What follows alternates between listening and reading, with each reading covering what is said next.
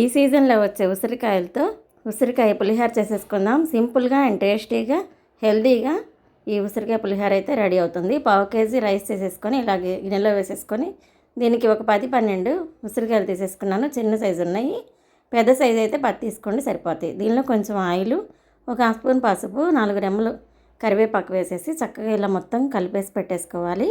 ఈ ఉసిరికాయని గింజలు లేకుండా ఇలా ముక్కలు కట్ చేసేసుకోవాలి. ఇలా గింజలు అయితే వేయకూడదు, పక్కన పడేసేసి ఇలా ముక్కలు అయిన తర్వాత వీటిని మిక్సీ జార్ తీసుకుని ఈ మిక్సీలో వేసేసుకోవాలి.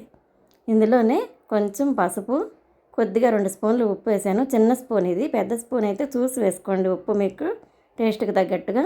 ఇలా మెత్తగా గ్రైండ్ చేసుకొని తెచ్చుకోవాలి.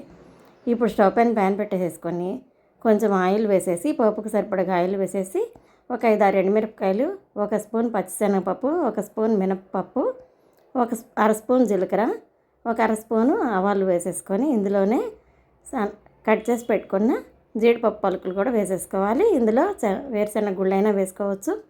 ఇలా చక్కగా బ్రౌన్ కలర్ వచ్చే వరకు వేయించుకొని ఇందులో 4 రెమ్మలు కరివేపాకు వేసేసుకొని మిక్సీ పెట్టుకున్న ఉసిరికాయ పౌడర్ని ఇందులో వేసేసుకోవాలి. ఇది పచ్చివాసన పోయే వరకు ఇలా కొంచెం కొంచెంగా టాస్ చేసుకుంటూ పచ్చివాసన పోయేంత వరకు ఉంచాలి. ఇలా 4 పచ్చిమిరపకాయలు కూడా చీలికలు చేసేసుకొని ఫైనల్గా ఇందులో యాడ్ చేసుకొని ఒకసారి తిప్పేసి ఒక హాఫ్ చెక్క నిమ్మరసం పిండేసుకోవాలి. మీకు ఇంకా పులుపు కావాలి అనిపిస్తే ఇంకొంచెం నిమ్మరసం యాడ్ చేసుకోవచ్చు. ఈ పోపునంతా కలిపి పెట్టుకున్న రైస్లో వేసేసుకొని మొత్తం అంతా చక్కగా ఈవెన్గా గెంటితో కాదు చేతితో కలపండి, చాలా బాగుంటుంది. మనం పెద్దవాళ్ళు పులిహోర కలపడం అంటే చేతితో ఇలాగే చూపించారు కాబట్టి టేస్ట్ కూడా అద్దరిపోతుంది.